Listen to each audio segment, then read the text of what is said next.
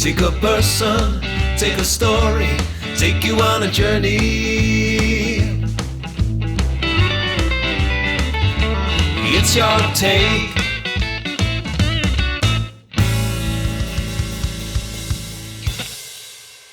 On today's Your Take, I talk to a man who has many talents and has worked in a number of areas.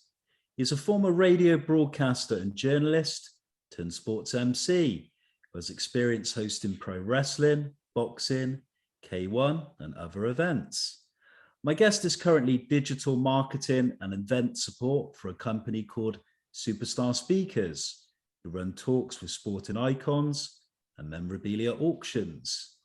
Today, my guest talks about some of the people he has interviewed over the years, from England international footballer Alan Shearer to the nature boy Flair. He talks about his love for collecting memorabilia and his experience behind the microphone as a ring announcer and MC. Today, I'm joined by Rob Maltman, and we talk broadcasting, interviewing, collecting, wrestling, sport, and much, much more. Good evening, Rob. Good evening. Thank you for that introduction. A warm welcome to Your Take. And I think, in fairness, today's interview conversation is going to be a little bit different for Your Take.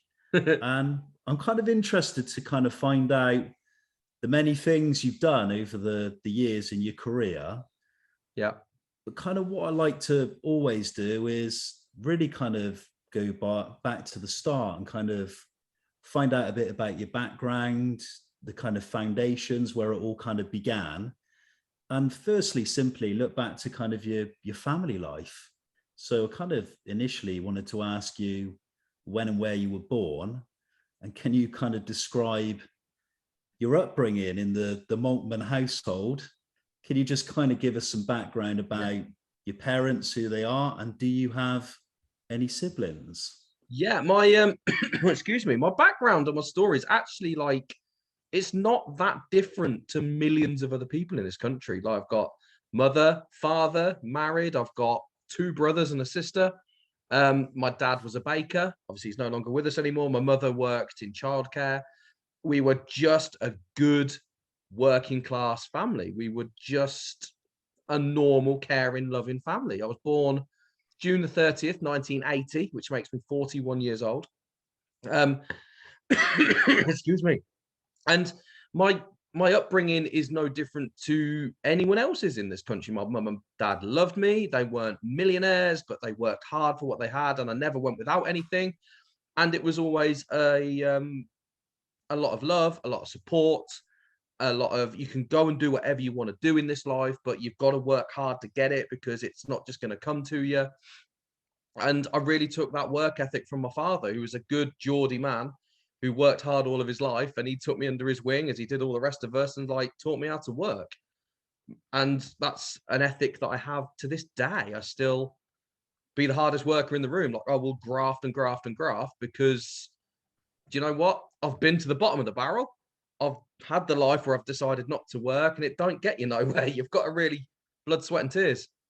It's not really. And the flip side of that is, I don't have that that big X factor story of trauma or, oh my, and then this happened and my life hit rock bottom. It was just a very normal, caring, loving family. It's no different to anyone else. It's probably no different to yours, no different to anyone listening to this. It's just good old-fashioned working class family, brothers and sisters, and we all got on. I want to pick up on in just a moment about this hard working ethic, and obviously we'll move on to your career and we'll talk about the various different aspects and what you're doing today. But initially, I wanted to talk about your schooling. I wanted to find out kind of where you were educated and were they kind of happy times in your life? Were you kind of a natural academic? And when you finished school, did you kind of go on to further education? I don't think I could say I was a natural academic. I enjoyed school, and I gave it my best shot, and I worked hard. I was bang average across the board. Literally, like, my GCSE result. I went to school in Kettering, Northamptonshire, by the way, Montague School, class of '96. Like, and it was just I was just bang average, like C's in my GC. I got 1B in English literature, a handful of C's, a couple of D's, and an E. Literally, the work ethic weren't really there. I knew what I had to do to get through. That got me through to my A levels. So I did my A levels at school, and I literally failed biology. I failed theatre studies, but I passed English literature. That was enough to get me to college, to journalism. So I went to Northampton College. 98 to 2000, I learned media, journalism, radio presenting, newspaper editing, TV editing, and that kind of just the whole run of the gamut of media, as was for the class of 2000, which of course is worthless now because it's pre-social media. So I literally learned how to edit on reel to reel and mini discs and stuff like that. So it's all nonsense now, but it kind of lit a fire under me that I enjoyed presenting and hosting, and the creative thrill and the buzz of finding a story, writing that story in a manner that people will listen to it, and then presenting that story, whether it be in print, whether it be on radio, whether it be on TV. And I really enjoyed that front of camera side of things because no one else wanted to do the front of camera. So I was like, well, if I do this, I have to do less work. So I was like, all my mates were doing the writing and stuff because they didn't want to go on camera. So I'd sit there and do all the interviews. I'd sit there and get on camera. I didn't want to do it, but it was laziness will prevail. It was like, right, I will just, honestly, that's what it was. Well, I'll do the interview, you write it. And I just kind of like, I put myself out of my comfort zone without realizing. It wasn't an intentional thing. I just put myself in that position. And it got me noticed because, Rob will do it. Rob's quite happy to do that. He's not shy. He's not scared. And that kind of broke the back of it. And then I learned in reverse almost.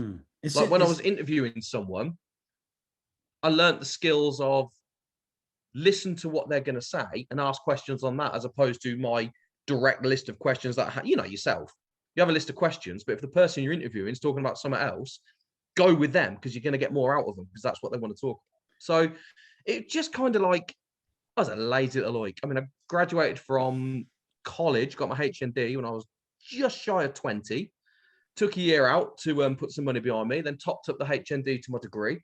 Sure. So I got the degree in media, popular culture and philosophy, graduated there 2003. And then I kind of threw myself out into the world of work and hustled my way into radio presenting. It's interesting you kind of mentioned this background because it's so very similar to mine, because I went to college, I did creative courses, then went the university route, and that's all I wanted to do was work in the creative industries in some capacity. But obviously there's so many different creative industries. There's film, there's music, there's various different aspects of the arts, photography. There's a lot of people in this country that have done and have that similar path. Yeah. But not all of us get the breaks. No, not all of us get the opportunities or even recognize the opportunities. It's like, it's not all about having the talent and the education and the stuff on paper. It's 90% talent, then 10% just dumb luck. And I'm one of them ones that had that moment of just pure dumb luck and grabbed it. That's the only difference. I mean, I worked hard. I got the 90% of hard work, but I just got the opportunities and I grabbed them. That's the only difference. There are people I know with a similar path to me, and they're working on TV now, and just sliding doors moments where they had their opportunities and ran with it. My path has took me on live events. Your path's taken you where it's taken you. And it's really, it all comes down to, if you get to the point in the circle, it all comes down to that moment where you just have that opportunity and you take it. And if you miss it, you've missed it forever. Interesting point where you talk about opportunity and kind of seizing the moment when the door opens. Absolutely. Probably a good point to ask you, when did you kind of get that lucky break, in what capacity, and when did that happen? Well, it depends on which avenue you're talking about, really. My radio career kind of happened naturally. I did a lot of voluntary work, did hospital radio, and then there was a time when you had RSL stations that would just have like a month at a time. And I would just go and do as much as I could do. So I'd do Corby radio, I'd do Harbour FM, I did Loughborough radio at some, but just all these little things. But there was only like a couple of licenses in the country. You could have BBC, which was an established thing.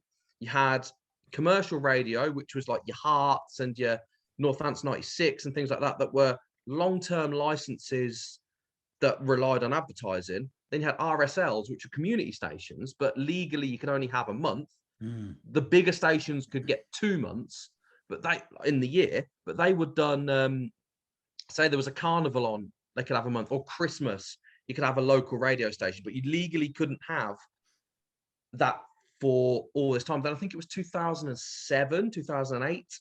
They changed the license. They introduced community licenses. Yeah, sure. And because of the work that I'd done, I was asked to come in and help with Harbour FM, working with that.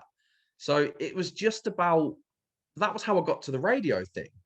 And then again, the opportunity to get into wrestling was, I mean, do you want me, the story there? Ridiculous. Yeah, because we'll come on to the wrestling. I wanted to, before kind of talking about your time as a wrestling MC, I wanted to kind of mention, first of all, about your love of wrestling. When did that start? Were you initially kind of watching wrestling on the TV as a youngster, and kind of what wrestling organizations were you following? Did you kind of also attend live wrestling events, and kind of what wrestlers did you admire? Honestly, it's such a cliche, right? I said I was born in 1980. So as a kid, Mr. T, my absolute childhood hero, to the point he's still on my bucket list to work with now. I love the man. He was literally an icon of the 80s, and he just lit a fire. So I was watching the A-Team every week. Anything that Mr. T was doing, I was in. I was watching it. Then someone gave me a VHS video of him wrestling. Now, it clearly must have been 88, 89 maybe, but I had like WrestleMania 1. Yeah. And there's Mr. T wrestling with Hulk Hogan. And I'm like, what is this? What is this? And I just instantly then fell in love with Hulk Hogan, because he was obviously the best one. And it was like, and he's Mr. T's mate, so he can't be that bad. And I was just like, this is incredible. And I just used to like absorb as much of Hulk Hogan as I could, who again, big cultural icon. And it was like, so did I go to any wrestling shows? Absolutely not. Did I do anything? I was just WWF all the way through, Hulk Hogan, to the point I didn't even watch the Attitude Era. Because when Hogan went to WCW and it was on Channel 4, I'm watching that. I'm not watching this stuff. I don't care about The Rock and Stone Cold Steve Austin. What are they gonna do? It's all about Hulk Hogan. And I would just literally watch WCW through that. And then as I got older, I was transfixed with Eric Bischoff. And I thought, this guy's amazing, because he was in the world of wrestling, but clearly wasn't a wrestler. And I was like, this guy's incredible. And that was me. That's how it started. So it was purely, every time you see a celebrity and the wrestling community, oh my God, there's a celebrity coming on, Johnny Knoxville's in the Rumble or whoever, I'm sitting there thinking, yeah, if it weren't for celebrities in WWF, I wouldn't have the career I'm having. So I'm just like, it got me in and it kept me in. Obviously, you go back to sort of the 80s and 90s, it was it was just a massive cultural thing, wasn't it, as well? It was all the big pay-per-view events and the big stars at the time, and you had all the figures and the merchandise. But how do you go from this love of wrestling, and so many of us are kind of romanticize about those times, but how do you go from that to actually becoming a wrestling ring announcer? How did that kind of happen? And did you audition for the role? And what are your kind of recollections? Dumb luck. Absolute dumb luck. Again, right? I was literally walking in Kettering Town with a Cactus Jack Wanted t-shirt on, and I bumped into a fellow who had a wrestling promotion. Do you like wrestling? I'm like, yeah. I was 28, 27 or 28. And it's like, do you want to be a wrestler? I'm like, no, I don't. I goes, but I'm actually really good on radio, do a lot of presenting and stuff. I'd love to have a crack at ring announcing. Well, I got a friends and family show, get a suit, come down. And I did it. And I just got in there, and because obviously not being shy, and I was quite happy to stand in front of people, I went in there and I did it thinking, well, I presented on radio for years, probably 6-7 years. I'll nail this. Oh, crap. I was absolutely god-awful rubbish. But no one else wanted to do it. And I was good enough to get asked back. As much as I was rubbish, I was good enough to get asked back. And I did a couple of years down at EAW in Kettering, just learning the craft and just learning on my feet and trying to be a good ring announcer. I obviously, That's it. Absolute dumb luck. I know you from obviously what was Chaos Wrestling in the Southwest, and I've seen you many times at the events, and really enjoyed watching you because I thought you were a great showman. I really enjoyed it a lot. But how did you kind of get involved with Chaos? And obviously they put on some really good shows. They get people from America and so on. What are your kind of recollections from working with that particular wrestling organization? Well, the reason I ended up in Chaos, again, I've been working at Southside for years and years and years working there. And I'd established myself there. And I was actually like, I'd gone from being rubbish at EAW to working at Southside and working with the big names in British wrestling that was having a boom period at the time. And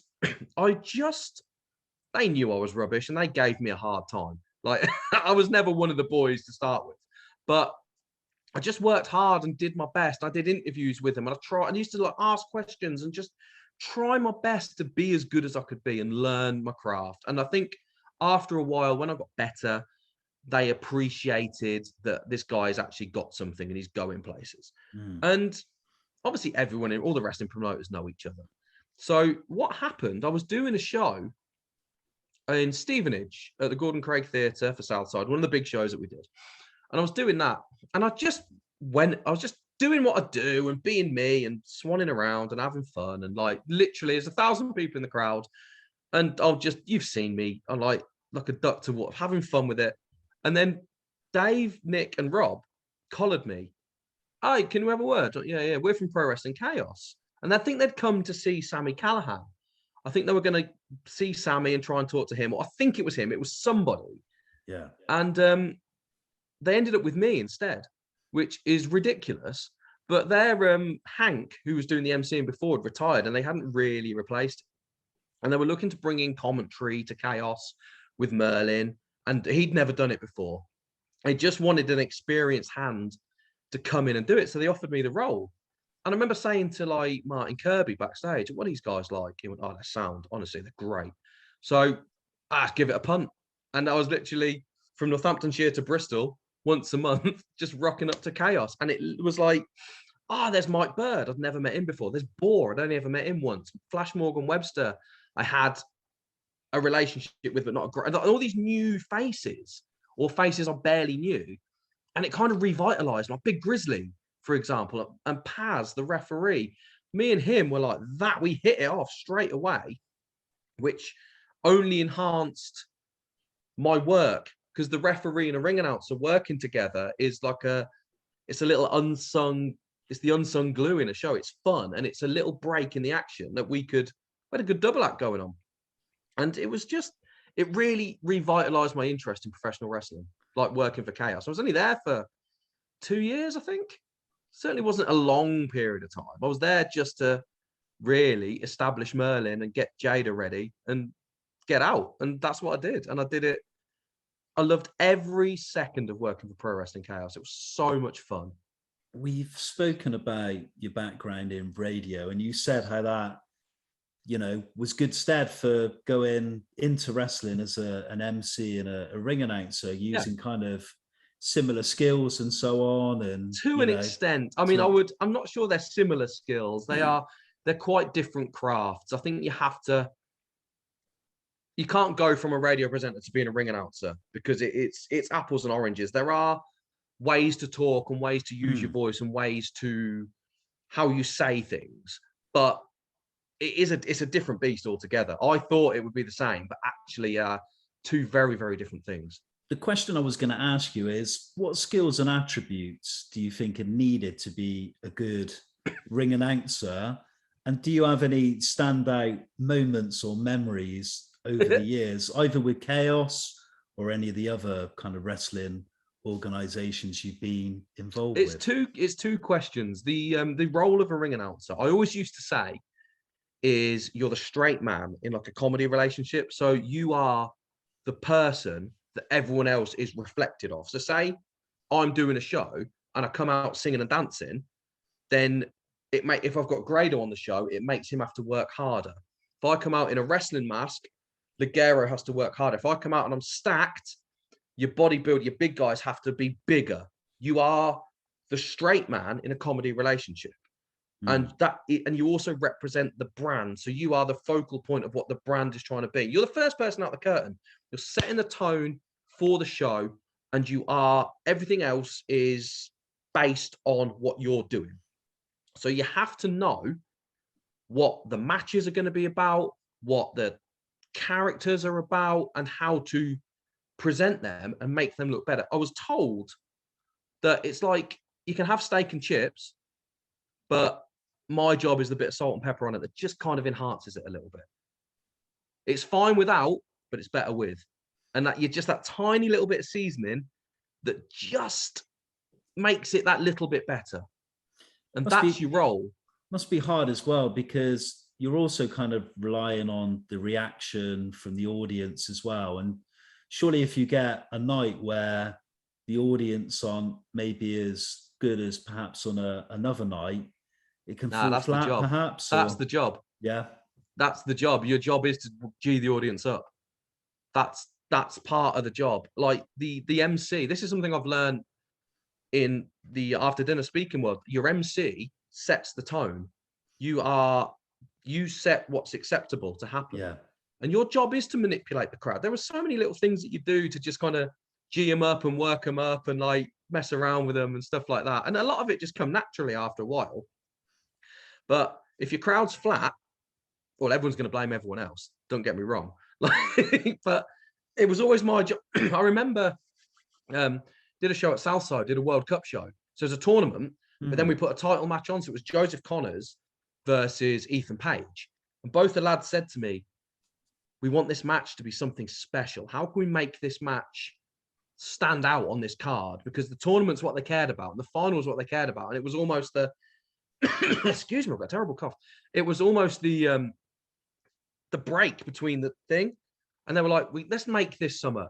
So I went in and gave it the full boxing ring announcing thing. So it's like, right, Joseph Connors could become the first ever 3-time champion, or he's already cumulatively held the title for the most age, could be breaking records. Ethan Page has had more title defenses in one reign than anyone else, and like really built it into something. So even backstage, we were like, Rob, that was amazing. Thank you. Just kind of gave it some gravitas. I did the same with, it was wonderful. I did it with Nick Aldis when he wrestled Big Grizzly for the NWA Championship at Chaos. And I was like, Nick, I want to do like a boxing style thing for this. And he loved it. That was when we were going live. He loved it. And it was just like, you can't do that kind of match, that kind of ring intro for a comedy match, but you can do it for a title match. And if you keep it sparing, people know, oh man, this is the real deal. This is the real deal. And I had the credibility of doing boxing and kickboxing and MMA. So I knew what to do. And I could say to like Paz, like, right, ref, I need you to do this. Nick, I need you to, it kind of, all the pieces just fell into place. But the second part of what you asked, my standout moment was Ken Anderson at Southside. Now, he's the most fun, right? And you have to do, obviously, the thing with the microphone that steps down. Obviously, there wasn't a mic hanging from the stairs. He makes the ring announcer stand on chairs and drop it down to him. So we worked out this whole little skit. So he's like, oh, come here, you. He put a chair down. So I sat on it. I was like, cheers, Ken. I'm shattered. And he'd look at me like, what are you doing? What are you doing? And I was like, oh, and they'd give me a back massage. And it's like, then all of a sudden start battering me like that. And like, crowd are eating it up. It's like, stand up there. Drop the mic to me. And all right, playing the fool. And I stand up like that, drop it. And he just gives me a little flick right just in the bread basket, right just below the belt. Boom, like that, straight in the sack. And I'm like, oh, absolutely unscripted. I wasn't prepared for it at all. He caught me bang on, right in the middle of the ring. And the crowd are howling with laughter. And he looks up at me and goes, what do you think to that? And I went, whatever you want, sir. And he grinned his head off. And I'm like, gotcha. And then he just booted me out and said, right, you're fired. And afterwards, he's like, well done, played that well. And it's like, just that thinking on your feet to Ken Kennedy. I could have absolutely bottled it and wept. But save that for when the crowd aren't looking. You Style it out. You mentioned that you worked on the British independent wrestling scene for a couple of years. I kind of wanted to ask you what made you decide to kind of leave wrestling and then go on to work in kind of your new role now, which we'll talk about in some detail. But why did you kind of make the decision to walk away from it and do something completely different? I'd done all I could do, I think. I'd got to the point where Progress didn't want me because I didn't fit the Progress mold. NXT UK had been and gone. World of Sport had been and gone. And I never got a call. No one asked me. No one wanted me. And I'm like, if you're not a success in this hot period, then it's not going to happen. And I think I knew these were all things go high and low, don't they? And I was just like, no one asked me. Yeah. So I'm the one that's not getting called. It's this time. It's not going to get a better opportunity. So why am I wasting my time? And I had the Superstar Speakers thing growing in the background. And I'd done all the interviews with the names that you mentioned. And I was like, I can grow into, and it was like Phil Seymour, who did the World of Sport ring announcing, has become a bit of a friend of mine. And I looked at his career, and his career back then is pretty much the path I'm on now. So I was like, that's where I need to be. If I'm going to be a success, it's not going to be in wrestling. It needs to, this is the next path. It's time to close the door. And then when Southside decided it was time for them to close, I was synonymous with that company. I mean, still got the t-shirt on now, look, right? And I was like, I just knew it was time. I just knew it was time to go. So I went. It was beautiful. I know I told you off air. It was a beautiful end to my career because Southside ended. It was the anniversary show. So it was their 9th anniversary, my 7th with Southside. And we had Cody Rhodes and the AEW boys come over. And I said, me and Cody share a birthday. I'd interviewed him before for the Buzzards podcast. I went up to him and I said, this is my last show, Cody. I want to thank you so much for coming over. It means the world to me for you. It makes it special. Thank you. And I'm retiring. He goes, are we doing anything for your retirement? I went, nah, it's not about me. It's about Southside going. I might say something that those that know, but it's not really that. He went, that's classy. I like that. So he came out first in the ring, shakes my hand. He went, it's the last one. Enjoy it. Then at the end of the show, I'd done the work, caught him, said, safe travels, guys. Cody, just for old time's sake, mate, give me some feedback on my work. And he went, you're a hell of an MC. Go and enjoy your retirement. And it's like, I think for me to go back now, because I would be very tempted to. I still have the bug, but I like that as the end. I like that's a nice full stop to it. I think you're right. Lovely note to kind of end on. We go from that one career path, and you mentioned career paths, onto a totally different one. Your second, well, not your second career path, but another. Yeah, another, it could be any number of career paths. And any number, yeah. So, and yeah, I was going to talk in some detail about Superstar Speakers, Memorabilia, and the events you run with them. Mm-hmm. But you work in the position of digital marketing. And before we kind of obviously speak about your role, I kind of wanted to ask that before you joined them, had you had any previous experience in marketing? And what kind of attracted you to the company and working in events and the kind of hospitality sector? I did have experience in marketing. I put myself through the courses at home learning to really study it. I was told when I was doing some work for BBC Northampton, because I really wanted to be a presenter and a front of camera person, they said the longevity in a career is behind the scenes. Like, presenters come and go, hosts come and go, popularity comes and goes. But if you're behind the scenes, you can build a career out of it. And that stuck with me. And so I thought, marketing, because it fits in with the journalism stuff, you can do lots of writing and keywording. And I learned Google ads, and I learned how to use social media and play with the analytics and stuff like that. So, I mean, that changes all the time, but that was something that I was doing outside of, the main path, as it were. And it was something that Superstar Speakers were interested in. So our paths crossed, but I'd worked for them beforehand because I was doing all the stuff with Triple M. So we did like Ken Shamrock, Kurt Angle, Ric Flair, like name drop, Bret Hart, etc. I know, right? But they'd seen my work doing these interviews because I'm trained journalist, wrestling MC, quality at doing what I'm doing. And they started offering me Alan Shearer and people like that. So because good and cheap.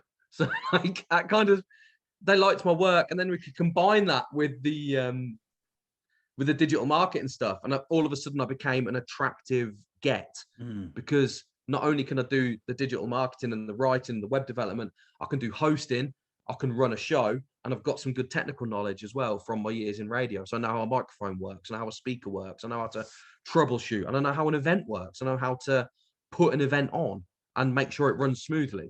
So put all that together, and actually like Rob's all right. Rob's actually got something here. And here I am.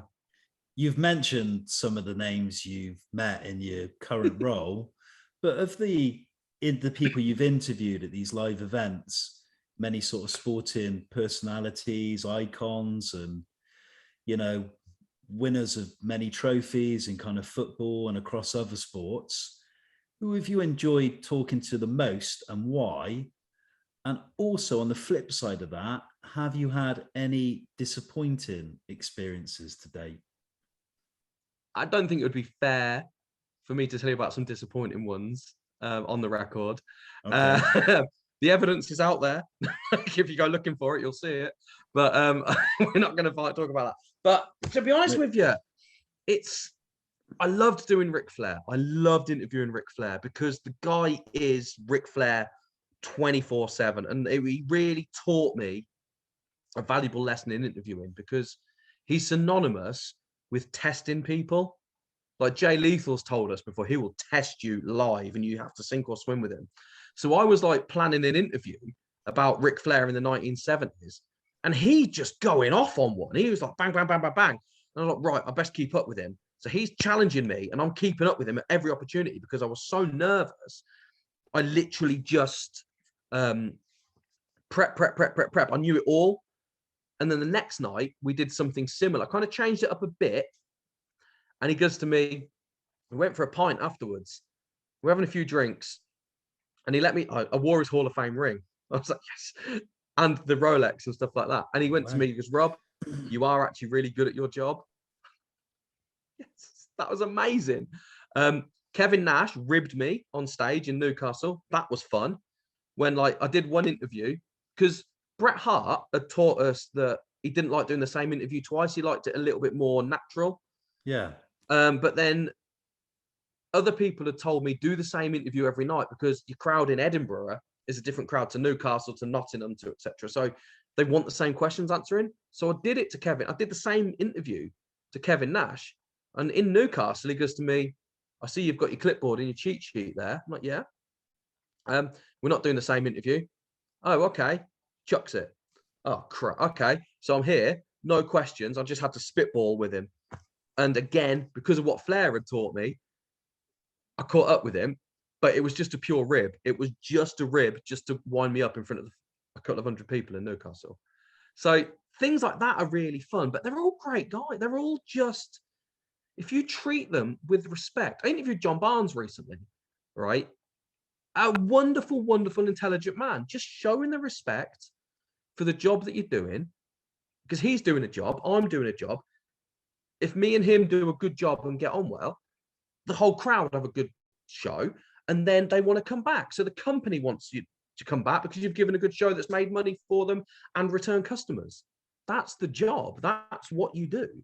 So when you do kind of the interviewing role for the company, do you do kind of like a lot of background research, or kind of the guests given the questions beforehand, or how does it kind of work? Is there like a level of, you know, 90% of it, 90% of the people I've worked with are quite happy to answer any question you throw at them. They're not bothered. They have their standard patter, and they're going to be the same questions get asked every single time. Like if you interview John Barnes, chances are you're going to talk about World in Motion. You're going to ask him to rap. Like, and his career, he's got the stories, you know, right?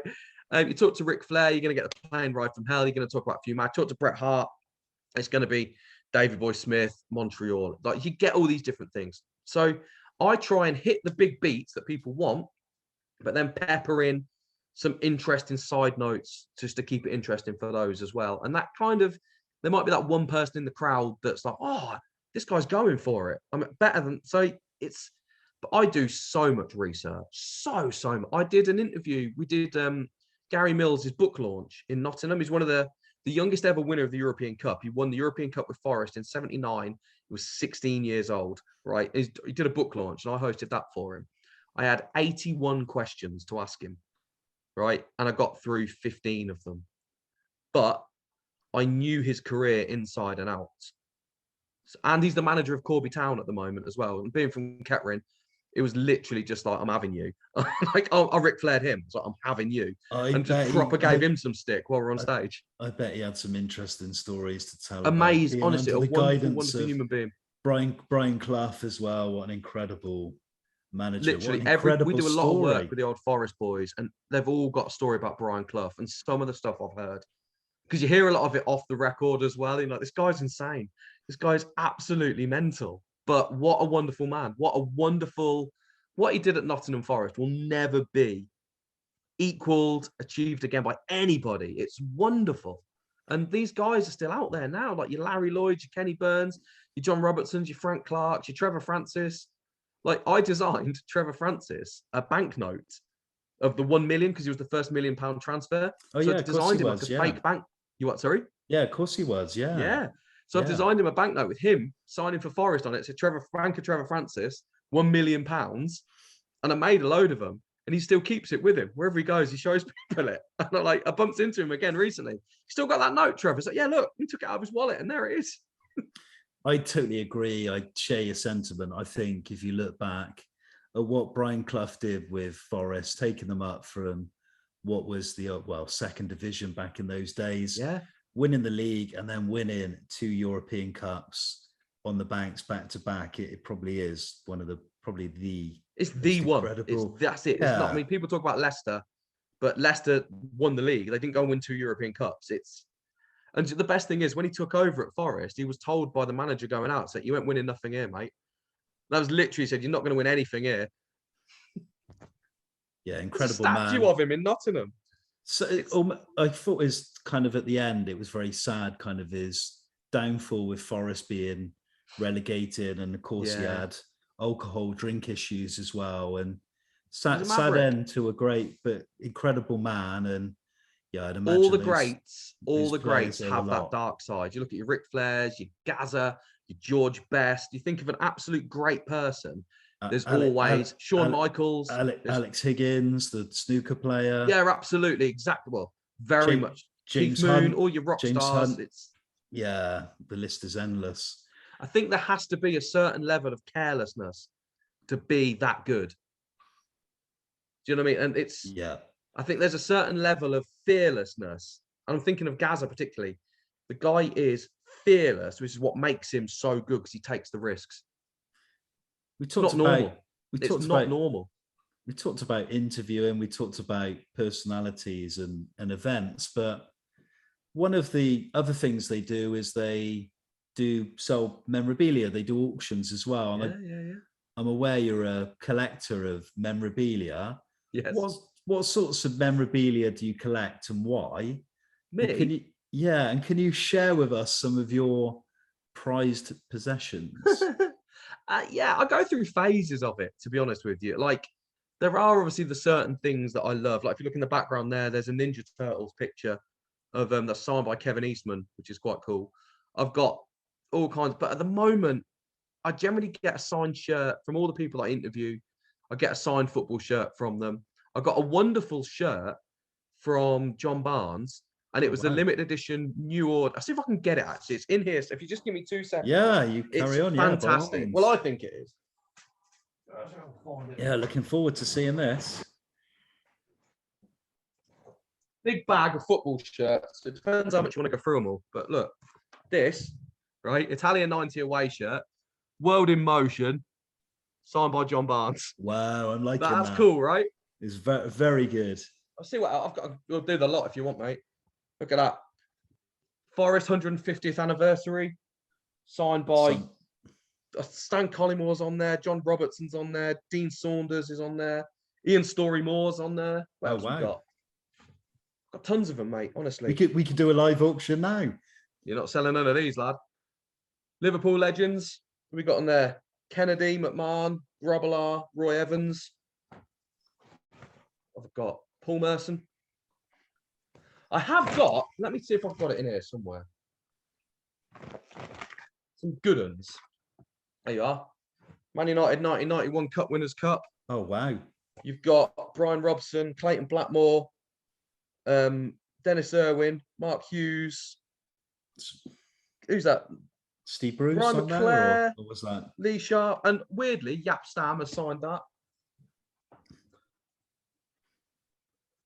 No, I ain't got that one. I have got one here that I don't know if I've got it here or not. Let's see. I bet I am. No, I haven't. I have got a signed Eric Cantona shirt, but it's not here. But I've got a signed Brian Robson England shirt. What's the plan with them? Do you just kind of collect them? They're not to kind of sell on as No, assets? it's more of a.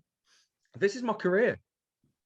This is what I've got. I've got like one of my favourites is the Alan Shearer shirt because that was kind of like my job interview for Superstar Speakers, and I've got the Alan Shearer shirt. And I suppose it's no secret now. I took no payment for doing it. I'm a big Newcastle fan. I said at the beginning of this, my dad's was a Geordie. And that was my payment for the show. I took no money for it whatsoever. Just give me the shirt. And that's framed on my wall now. And I'm so proud of that. And I'm collecting now, like, if I do an interview with someone, I've got a picture of me and Ric Flair on stage, both laughing. And he signed it. And I've got that in a little frame. So it's nice little things like that. But the plan is just, it's my career. This is my, it's my life. This is what I've done with my life. It's nice because it almost documents what you've done as a career. Yeah, that's all it is. I mean, why would I not do it? I always ask for permission. You don't get these things for free by any stretch of the imagination. But once you get a relationship with these footballers, they will, John Barnes knows me by name. All right, John. All right, Rob. It's ridiculous. I swear now, it is ridiculous that John Barnes knows who I am. I have to pinch myself. Like we're comparing books. I'm reading a book now that he's reading. So when I see him again in March, we're going to talk about it. That's nonsense, isn't that? Absolute, like, I'm some rando guy from Kettering in Northamptonshire whose dad was a baker. And like, I've done my stint in crap jobs. I've worked in retail. I've worked driving forklifts. John Barnes knows who I am. We're in a bloody book club. It's ridiculous. But who cares? Who cares? We've spoken for the last sort of 40 minutes about your life, your upbringing. We've spoken about your time in radio, people you've interviewed. We've talked a little bit about wrestling. What other areas have you worked in that you've kind of also enjoyed? Because you've done your stint in boxing, K1, MMA as well. Can you just talk a bit about your involvement in those areas as well? Boxing, K1 and MMA was definitely that thing that I wanted to tick off. I wanted my CV. It goes back to Phil Seymour, who's a boxing MC who got the World of Sport thing. And it really inspired me because he's getting caught up to do TV work and he was better than me. I went to watch him in Northampton when the World of Sport toured. I was like, this guy is better than I am, like head and shoulders better than me. So how does that happen? How does that happen? So I did some boxing and I enjoyed it. And it was a very different skill to wrestling MCing. And then from that, I got offered MMA work and kickboxing work. And I absolutely snapped it up because I want my CV to say boxing, kickboxing, MMA, wrestling MC. Because those that know, they are four very different crafts. Well, not very different, but there are different things to do in it. And I wanted to tick that box. And I did. And it was... The problem now is, of course, with the job that I do, the MCing's gone out the window because I'm always working at weekends. I literally don't have... Can you do Saturday night? No, I can't. Can you do this date? No, I can't. I literally can't do it. I think that leads me on nicely to my last question before we move on to the final 13 that I ask all your take guests. But outside of your hectic work schedule, what other interests do you have? And do you have a family and children? And what are your plans, Rob, for the future? I have a daughter. She's turning 14 in about a week's time. So that's a whole load of fun. My plans for the future are I'm taking every opportunity that I've got ahead of me. I don't quite know what my plans for the future are because obviously with COVID and the pandemic, it's kind of knocked things back a little bit. Yeah. But my aim in life is to build my reputation. I'm never going to be the front of camera person I thought I would be. I've slipped backstage. That's where the career is. But I want to be the person in the industry I'm in who's respected. I want hosts, talent, venues to be like, oh, Rob's come in. I know it's going to be fine. This guy's the best. And I say this to all the people I work with. I want to be the best. If I do something wrong, you tell me and we'll rectify it because I need to be the best in my industry at what I do. Because I consider myself an event manager now. So when I've got a host, you're there at that stage, at that point, that's when I need you. I'll do the music. I'll do the microphones. I'll do the video. I'll do everything. You just go out there and you entertain the crowd and you do what I tell you to do. And when I'm in a theatre, tech guys, bang, they give me the headphones. I'll talk to them up there. Don't you worry about that. And I literally, memorabilia, got merchandise guys. I want that doing. I want that doing. I want that doing. Girls who sell raffle tickets, bang, bang. I literally want to be the absolute very best so that when hosts are saying, can we work for Superstar Speakers? Is Rob doing it? Yeah, I'm in. And outside of the events, when you get some downtime and away from that kind of, away from the career, away from that kind of lifestyle, what do you like to do as kind of... I read, man. Yeah. I read and I read and I read. I spend a lot of my life in front of a screen and I like to just detox out and read a good book and just, I love reading about history or politics or art or anything that takes my fancy. I like reading about really interesting figures in history. So like read about Robin Hood or King Arthur or Billy the Kid or Jack the Ripper or just interesting people that are going to stimulate my mind. Or like I read a lot of the footballers' books because I think it's good ethics to, if I'm working with someone, to have read their book so I can talk to them about it. Because they always ask, have you read the book? And I'm the only one that has. And that does me in good stead. Well, it's a key source of research, isn't it? If you're interviewing Even a if I'm only guest. taking photos, even if I'm not interviewing, I will read the book and I'll say, we did a signing session with Andy Cole and I read his new book before the signing session. So I said, I've read your book, Andy. I really enjoyed it. I thought it was this bit I thought was really good. And it just gives you an opening with them. It's good manners. It's good ethics. These guys are writing a book and they're working with us. I'll read it. And I get it signed as well. We move on now to the final quickfire questions. I ask all your take guests exactly the same questions. Don't have to think about them at any length, but we always get some interesting answers. So here we go, Rob. Rob Maltman, question number 1. Let's go. What would you say is your favorite pastime? Reading. From reading now to cinema, what would you say is your favorite film and why? Back to the Future is my favorite movie. I think it's absolute perfection. But the list of movies that I love, Back to the Future, Star Wars, Planet of the Apes, Naked Gun, they're the ones that I absolutely adore. We move on to books again, because you've mentioned your love of reading. But Who would you say next is your favorite novelist? Oh, that's a toughie. That is a toughie. I've just finished a series called The Outlaw Chronicles by Angus Donald. It's all about Robin Hood and it's set around from the Crusades all the way through to the Magna Carta. So I'm going to go with Angus Donald at the moment, but that will change when I read the next book.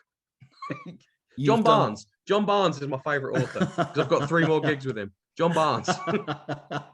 Hopefully he'll be watching this as well. Absolutely. Yeah, the unfortunate truth about racism. Obviously, you've done so many different things, and we've spoken about all the different things you've done during your career, and hopefully more things to come in the future. But if you could have had a different profession, what would it have been? What would it have been, or what would I liked it to be? Yeah, what would you have liked it to have been? Other than this, probably to have been a front of camera person, probably to have been on TV. I would have liked that. I'd have loved it if WWE NXT like came knocking, or Sky Sports came knocking. That's the fantasy. What I would have been doing would be like a baker, I would imagine. I'd have probably followed in my dad's footstep and started baking cakes for a living. Who knows? They may be. I am actually a knocking on the really door good one day. baker. Like, he taught me that skill when I was a kid. I can knock up a bread. I can knock up cakes. I'm really good at it, but it's not me. Who in life next would you say has been your greatest inspiration? My father. Absolutely no questions, was the greatest man I've ever met. And without him, the day he died was the day that I stepped up and was like, right, my dad didn't raise a fool. I've messed around for too long. I'm going to make him proud. So my life, I literally lived my life so his hard work and sacrifice didn't go amiss, without a shadow of a doubt. Him. Move on to from your greatest inspiration now to newspapers. Do you read a newspaper? No. And if so, which one? No. I got into newspapers when I was training to be a journalist. Now it's they're so biased, and it's nonsense. You might as well read fiction. It's nothing. No. I totally agree with you on that. Yeah, absolutely no chance. Moving on now to food. What would you say is your favorite food? Favorite food? Yeah. I don't know. Sausage rolls. Like, do love a sausage roll. Baked beans. The most versatile food in the world. I actually had a conversation with Bret Hart's son Blade about baked beans. He's like, why do British people love baked beans? And apparently 90% of the beans eaten in the world are eaten in Britain. It's a predominantly British thing. He's like, you have it on breakfast. It's like, yeah, they're amazing. So yeah, baked beans. I'm sticking up for the Brits there.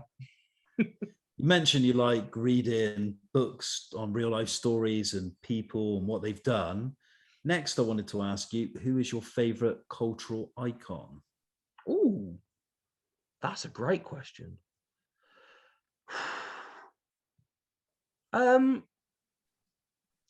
At the moment, because I've been reading a lot about Robin Hood and King Arthur, I like the Robin Hood thing, and I think this world could do with a bit of a Robin Hood in it right now. I think he is rife.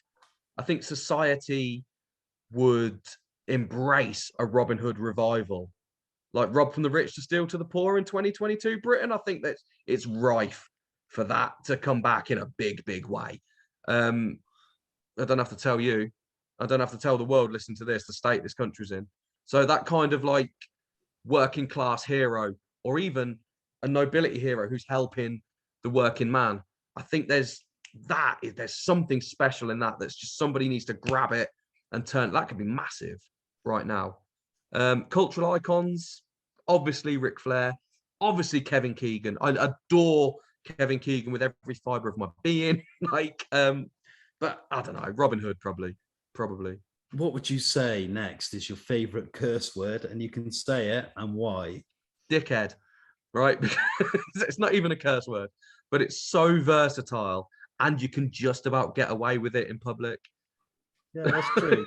Do you know what I mean? Yeah, Dickhead. Like, it's polite enough, but offensive enough. It's magnificent. What would you say is your favorite place or holiday destination?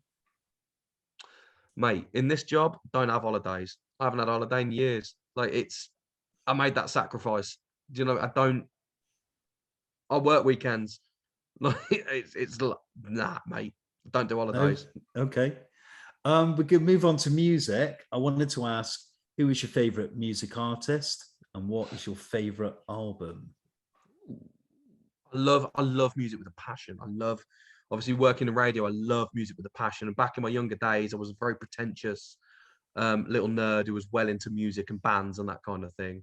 But I love Led Zeppelin. I love Oasis, because obviously growing up in that era, I went to see them live and they really left an impression on me. I love the Sex Pistols. I love the Rolling Stones, The Who. I adore The Who. I think British people, Elton John, for example. I think the British, if there's one thing in this life that we do well, is music. All the best musicians come from Britain. Take maybe Elvis Presley as the exception to the rule, but the British are the best at music. We can go toe to toe with anybody when it comes to music. Could you pick a favorite album of all time, one that you go back to time and time again? Probably the best of the Beatles. No, I don't know. The Partridge reference there, just for the boys at Chaos.